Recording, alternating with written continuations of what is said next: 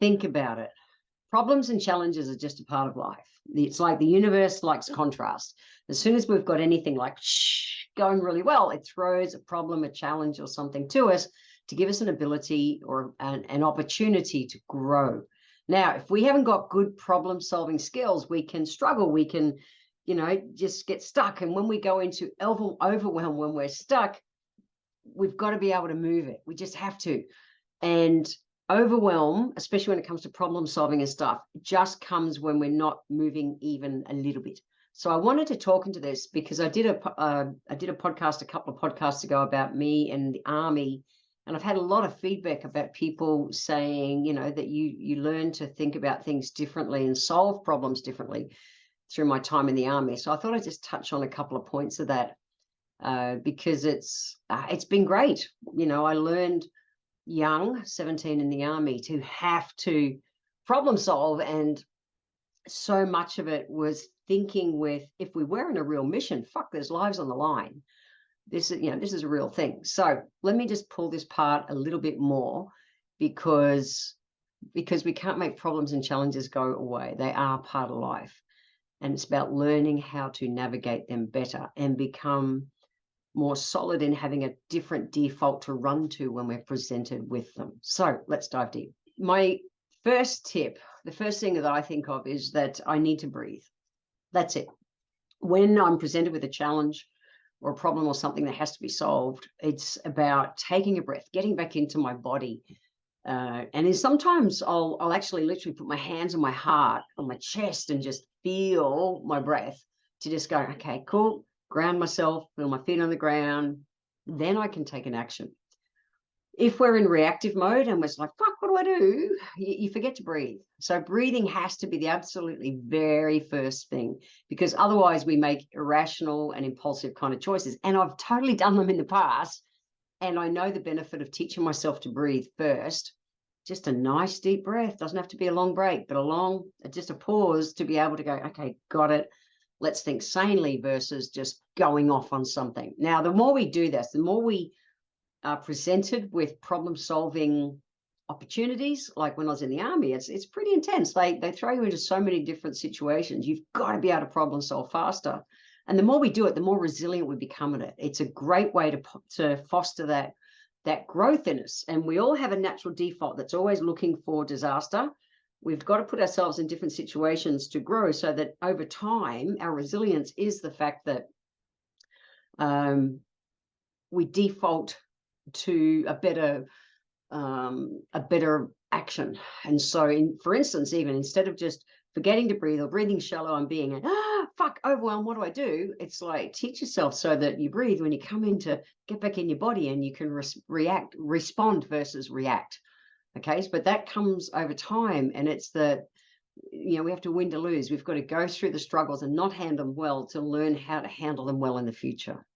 Okay, next one is I'm big on asking for help. I've talked about it in quite a few of my podcasts. I didn't when I was younger because my ego didn't let me. Now, when it comes to problem solving, sometimes we need someone with clean eyes to look at what's going on. And I ask for help. I'll work collaboratively to help find a solution. And when we do that, you've got to trust that with the person who you're asking help for, you'll listen and respect the information or what they share. Because if you just kind of go, yeah, got it, cool, and you don't really regard what they share, you are screwing up a relationship over time. Okay, so that's a big piece of it. I am big at asking for help and really listening and taking on. For sure, if it's my thing to solve, I still get to choose what elements or whatever of all the feedback that I'm getting, I'm going to take on. But there's so much value in brainstorming to get to the core of what it is. And sometimes we're blind because we're in it. We're so close, we're so in it, we can't see it. And we need to be able to draw on other people. I'm a big fan. I have so much respect for people who ask for help, because I know how hard that's been for me in my life. My ego stopped me doing it for bloody decades. And I'm the first one to ask for help nowadays, even when I go to the shops. By the way, side point, I taught myself to ask for help by going to different shops So most people, when they go to shops, they'll go to the same grocery shop, they go to the same shopping center, they do all that kind of stuff. It's the same routine all the time. I purposefully, for a long time, and still do, I'll go to a different shop. And the game is I'm not allowed to just walk up and down the aisles and look what it is for. I'll find a shop assistant, someone working there, and really look them in the eye and ask them for help. Ask them for help. Hey, can just trying to find this. Can you help me, please? And you can see their brain kind of goes, yeah, I can do that. And in so many cases nowadays, they'll take you where to the thing is versus just actually telling you, where to go. And then and when they've shown me or told me whatever it is, I look them in the eye and I really, from my heart, thank them, because we're service-orientated beings and we love to be of service. So why not give someone the honor as you build your asking for help skill? Playing in the shops is the coolest way. It worked for me. Like I can't explain. It was huge. And I still use it today. It fast tracks. Why would I take my time trying to find someone when I can, from my heart, with respect, ask someone for help? It shortcuts life in such a beautiful way.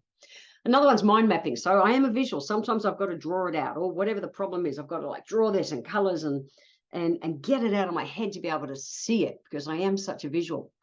So if you haven't mind mapped before, it's worth exploring. It's a great way to get it out of your head. And mind mapping is literally just starting in the center with what the problem is, and every little thing that you think of, it just goes off in tangents, draw it around, coming off that. And then you can, step back and have a look what you've really got and find a solution. I think mind mapping is an incredibly cool tool. We also want to tap into our imagination. I have a great imagination. And so part of my problem solving is I naturally have a creative brain. I naturally have a brain that can see. I think it's a part of my ADHD superpower. I can just see so many solutions for anything. It's not even solutions, but so many possibilities for everything. My brain just pings. I can do this and this and this. And so again, being in my breath, staying grounded, I can, logically look at something, whatever it is I need to be able to solve and find the best solution. Another one, and again, because it's my I think it's the ADHD in me. I move all the time. I can't fucking sit still. I just can't. And so, or it's incredibly rare that I'll really sit still. And I think of Steve Jobs, all of his meetings, he would do walking meetings. So you're trying to, brainstorm and find solutions and be creative in that. Use your body, because when we're sitting and so steady, sometimes we lose that creativity because we're so fixed. So I really suggest, if you're trying to problem solve something, take your breath in. Whether it's you walk or at least you get up. If I'm working on something big here in my office, I'll get up and I'll go and walk, and 5 minutes walk, think it as I walk the garden, and I'll come back with the answer. It's huge. So, problem solving it's like a life skill we can build on. We really can. And challenges and problems are always going to come. We've got to make informed choices. We've got to be able to get better at it through life. And it's something that I know I've really mindfully built over my life, and it got such a great grounding in my army years. So the healthy life hack is just really be proactive and think about some ways in advance. What's it going to be for you? Is it going to be that every time you're presented with a problem or a challenge, you put your hand on your heart or on your chest to remind yourself to breathe, feel the soles of your feet on the ground? Is it going to be that you move? What's it going to be? Think about it in advance, so that the next time you're presented with a problem or a challenge, you're ready to create a different default. That's how we'll get through things better. We have to be proactive in life. Otherwise, we're just in reaction all the time, and that's just hard work. So what are you going to do? I'm curious. If you want to head over to the show notes, www.healthylifehacks.com.au, you'll get the long version of everything that I've just run through if you need notes to help you. I promise it's worth being proactive to set up a challenges/problem solving system in your brain. Default, not system, default. So yeah.